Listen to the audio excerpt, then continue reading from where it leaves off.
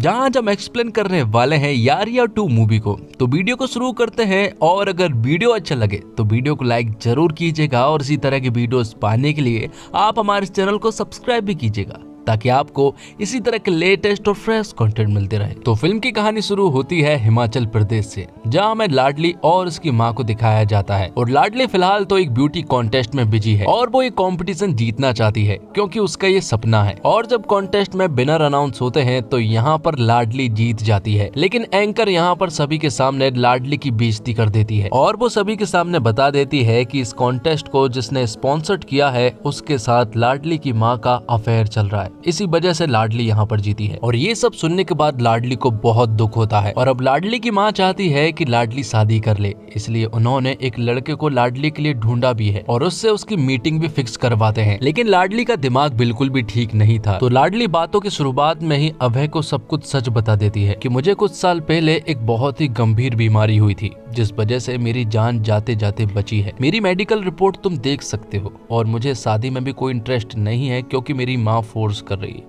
ये सारी बातें सुनने के बाद अभय को बहुत अच्छा लगता है क्योंकि लाडली ने उससे सब कुछ सच कहा था। पर इन सारी बातों से अभय को कोई भी प्रॉब्लम नहीं थी, यहाँ तक कि वो अपने सच भी बता देता है और कहता है कि मैं भी एक बहुत ही सीरियस रिलेशनशिप में रह चुका हूँ और यही मेरा सबसे बड़ा सच है। तो कहीं ना कहीं लाडली और अभय दोनों ही एक दूसरे को पसंद करने लगे थे क्योंकि शुरुआत सच्चाई से हुई थी। तो अब दोनों के फैमिली वाले शादी के लिए मान जाते हैं और शादी की डेट भी अनाउंस कर देते हैं। तो अब जैसे ही लाडली की शादी फिक्स होती है तो वो ये बात सबसे पहले अपने कजिन ब्रदर्स शिखर और बजरंग को बताती है क्योंकि वो दोनों लाडली के लिए बहुत ज्यादा स्पेशल है। वो हमेशा लाडली के साथ रहते हैं और दुख के साथी भी है। और जब वो लाडली की शादी की बात सुनते हैं तो उन्हें बहुत अच्छा लगता है और वो तुरंत ही वहाँ पर जाने लगते हैं। तो अब लाडली के दोनों कजन ब्रदर्स वहाँ पहुँच चुके थे, शादी की तैयारियां चालू हो चुकी थी और वो यहाँ पर खूब एंजॉयमेंट भी करते हैं। लेकिन जैसे जैसे शादी नजदीक आती जा रही थी वैसे वैसे लाडली जो है वो बहुत ज्यादा नर्वस होती जा रही थी क्योंकि उसे ऐसा लग रहा था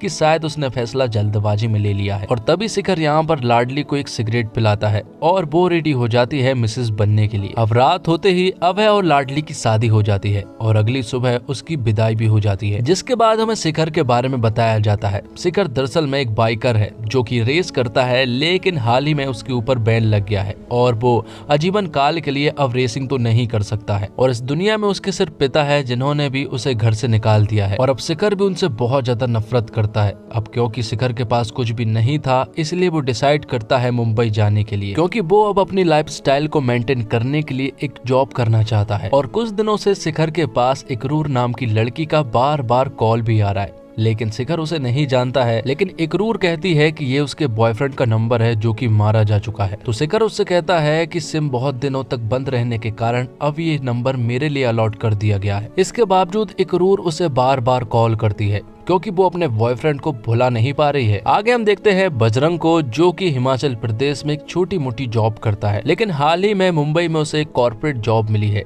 और उसके फैमिली वाले भी चाहते हैं कि बजरंग ये जॉब करे क्योंकि उनकी फाइनेंशियल कंडीशन ज्यादा ठीक नहीं है। और जब वो ऑफिस के लिए ट्रेन से जा रहा होता है तभी धक्का मुक्की के द्वारा उसकी मुलाकात एक लड़की से होती है, लेकिन वो लड़की बजरंग को पेपर स्प्रे दिखाकर डरा देती है। अब आगे हम देखते हैं कि लाडली की जब शादी हुई थी तो फर्स्ट नाइट को कुछ भी नहीं हुआ था और यहाँ पर लाडली देखती है कि उसका पति जो है वो उसके साथ ठीक ढंग से नहीं रहता है। वो हमेशा ऑफिस में बिजी रहता है और लाडली को कुछ भी समय नहीं देता है क्योंकि लाडली और अभय दोनों ने ही घर वालों की वजह से ये शादी की है। इसी वजह से शायद उनकी ये रिलेशनशिप जो है वो इतनी स्ट्रॉन्ग नहीं है। लेकिन अभय भले ही यहाँ पर लाडली को टाइम ना देता हो, लेकिन वो उसके साथ कोई बदतमीजी नहीं करता है और ना ही उसके लिए कोई रोक टोक करता है। यहाँ दूसरी तरफ शिखर को फूड डिलीवर करने की एक जॉब मिल गई थी और फिलहाल तो वो एक रेलवे स्टेशन आया हुआ है जहाँ पर कि उसे एक टिकट काउंटर पर ये फूड डिलीवर करना है। और जब शिखर उस लड़की को ये फूड देता है और उसकी आवाज सुनता है तो वो समझ जाता है कि ये वही लड़की है जो कि उसके पास कॉल करती है। शिखर ने इकरूर का नंबर जो है वो सैड गर्ल से सेव किया हुआ है और शिखर यहाँ पर इकरूर को देखते से ही समझ जाता है कि यही वो लड़की है जो कि उसके पास कॉल करती है और जो कि बहुत ज्यादा सैड भी है। तो शिखर उसे जानने की कोशिश करता है और यहाँ पर शिखर देखता है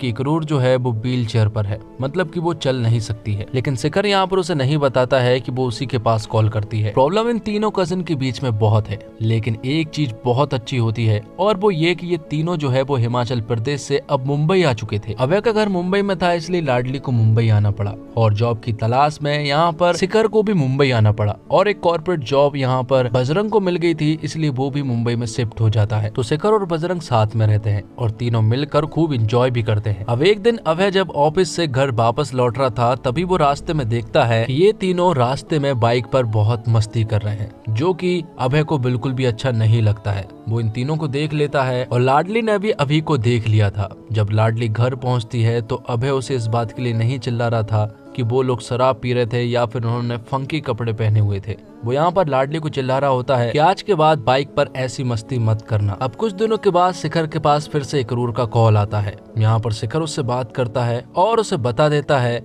कि मैं वही लड़का हूँ जिसने तुम्हें फूड डिलीवर किया था। लेकिन यहाँ पर इकरूर मन बना चुकी है कि वो अब सुसाइड कर लेगी, क्योंकि वो अपने बॉयफ्रेंड को भुला नहीं पा रही है।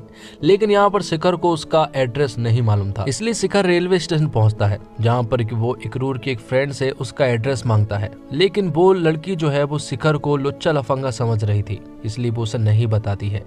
लेकिन शिखर उससे कहता है कि उसकी जान खतरे में है। तब वो उसे एड्रेस बता देती है और शिखर जो है वो तुरंत ही उसके घर पर पहुंच जाता है। इकरूर ने यहाँ पर गैस लीक कर दी थी, सारा कमरा जो है वो गैस से भरा गया था। लेकिन सही समय पर शिखर पहुंच जाता है और वो यहाँ पर इकरूर की जान बचा लेता है, जिसके बाद वो दोनों साथ में टाइम स्पेंड करने लगते हैं। पता नहीं क्यों पर शिखर को यहाँ पर इकरूर का ख्याल रखना अच्छा लगने लगा था और कहीं ना कहीं वो उसे पसंद भी करने लगा था। कुछ दिन ऐसे ही साथ बीतते हैं, जिसके बाद इकरूर यहाँ पर शिखर से कहती है कि वो एक बार अपने बॉयफ्रेंड जय की कब्र के पास जाना चाहती है। तो शिखर भी उसकी बात मान जाता है और वो उसे उसके बॉयफ्रेंड की कब्र के पास ले जाता है। तो इकरूर यहाँ पर लेटकर बहुत रोती है और ये सारी चीजें देखकर शिखर के अंदर इकरूर के लिए केयर और प्यार दोनों ही बहुत ज्यादा बढ़ चुका था। पता नहीं क्यों पर शिखर अब यहाँ पर इकरूर के लिए कुछ भी कर सकता है और अब वो उसका बस ख्याल रखना चाहता है और कहीं ना कहीं दोनों ही एक दूसरे को पसंद करने लगे थे। अब कुछ दिनों के बाद हम देखते हैं कि बजरंग जो है वो अपने दोनों कजिन से मिलता है और उन्हें बताता है कि उसे सोना नाम की एक लड़की बहुत ज्यादा पसंद आ गई है। लेकिन यहाँ पर शिखर उसे समझाता है कि ये सारी चीजें सोच समझ कर करना, क्योंकि तू बहुत भोला है। जिसके बाद बजरंग उसे बताने लगता है कि उसे किस तरह से सोना मिली। वो दरअसल में एक घर में थी जहाँ पर कि बहुत सारा पानी भर गया था और यहाँ पर बजरंग ने उसकी जान बचाई थी। जिसके बाद उन दोनों का मिलना शुरू हुआ और दोनों ही एक दूसरे को पसंद करने लगे थे। और अब कुछ दिनों के बाद बजरंग जो है वो अपने दोनों कजन को सोना से मिल पाता है और यहाँ पर बातों ही बातों में बजरंग जो है वो सोना को शादी के लिए प्रपोज भी कर देता है, जबकि उसने ये सारी बातें जो है वो लाडली और शिखर को नहीं बताई थी, जो सुनकर उन्हें बहुत बुरा लगता है क्योंकि उसने ये सब कुछ सोच समझ कर नहीं किया है। जिसके बाद शिखर और बजरंग के बीच में झगड़ा होने लगता है और यहाँ पर बातों ही बातों में बजरंग जो है वो शिखर को बुरा सुना देता है और उसके पिता के बारे में उल्टा सीधा भी बोल देता है। जिसके बाद उन दोनों के बीच में एक सॉलिड लड़ाई हो जाती है और वो दोनों अलग हो जाते हैं और बात करना बंद कर देते हैं। ये सारी चीजें हो जाने के बाद बजरंग को बिल्कुल भी अच्छा नहीं लगता है और ऑफिस की तरफ से बजरंग को अमेरिका भेजा जा रहा था और पहली बार ऐसा होगा जब बजरंग जो है वो देश से बाहर जाएगा और इस मूवमेंट पर उसे अपने दोनों कजन की बहुत ज्यादा जरूरत थी। यहाँ पर लाडली तो आ जाती है लेकिन शिखर नहीं आया हुआ था, जो देखकर बजरंग को बुरा लग रहा था। लेकिन थोड़ी ही देर के बाद यहाँ पर शिखर आ जाता है और वो उसे एयरपोर्ट छोड़ने के लिए जाते हैं। जाते जाते बजरंग जो है वो शिखर को बताता है कि मैंने तुम्हारे रेसिंग के बैन को हटवा दिया है, अब तुम जब चाहे रेसिंग कर सकते हो। दरअसल में बजरंग के जो बॉस है और उनके जो भाई हैं वही रेसिंग फैसिलिटी के प्रेसिडेंट है, उनसे ही कहलवा कर उन्होंने ये बैन हटवाया है। तो आज बजरंग का जन्मदिन है और आज वो जिस फ्लाइट से जा रहा है उस फ्लाइट की एयर होस्टेस जो है वो कोई और नहीं बल्कि सोना है, जो कि उसकी गर्लफ्रेंड है। और जब बजरंग बाथरूम की तरफ जाता है तो वो कुछ यूं देख लेता है जो उसे नहीं देखना चाहिए था। दरअसल में सोना जो है वो किसी और लड़के के साथ बाथरूम में लगी हुई थी। ये देखने के बाद तो बजरंग का बहुत बुरा हाल हो जाता है और उसका दिल भी पूरी तरह से टूट जाता है।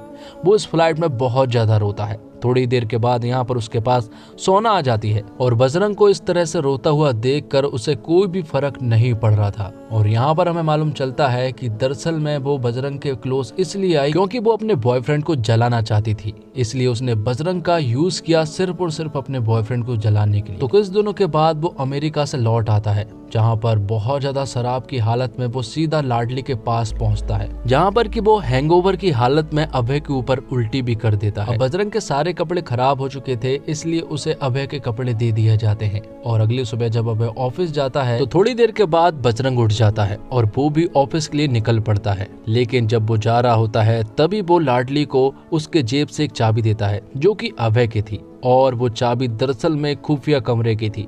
जैसे ही लाडली उस कमरे में जाती है तो वो देखती है कि यहाँ पर अभय ने उसकी एक्स गर्लफ्रेंड राजलक्ष्मी की ढेर सारी फोटो सजा कर रखी हुई है, जो देखकर यहाँ पर लाडली को बहुत ज्यादा दुख होता है। और जब उस दिन अभय जो है उसके घर आता है तो लाडली उससे कहती है कि मैंने वो सारी फोटोज देख ली हैं, और अगले ही दिन वो डिसाइड करती है कि वो इस घर को छोड़कर चली जाएगी। वो अपना सामान पैक करती है और यहाँ से निकल जाती है, और अभय भी उसे नहीं रोक पाता है। लेकिन लाडली के जाने के बाद अब अभय का बुरा हाल हो गया था और उसे कुछ भी अच्छा नहीं लग रहा था, जिसके बाद हम इकरूर और शिखर को साथ में देख पाते हैं। अब दोनों एक दूसरे से प्यार तो करते हैं और दोनों रिलेशनशिप में भी है, लेकिन तभी यहाँ पर इकरूर जो है वो शिखर को बताती है कि मैं अभय को जानती हूँ, वो एक रेसर रह चुका है, वो एक बहुत ही पॉपुलर रेसर था और उसकी एक गर्लफ्रेंड भी थी। दोनों एक दूसरे से बहुत ज्यादा प्यार भी करते थे, लेकिन एक दिन उनके घर वाले नहीं माने तो राजलक्ष्मी ने घर छोड़ने का फैसला बना लिया था। जब अभय और राजलक्ष्मी घर छोड़कर जा ही रहे होते हैं कि तभी बीच रास्ते में उनका एक्सीडेंट हो जाता है, और उस एक्सीडेंट में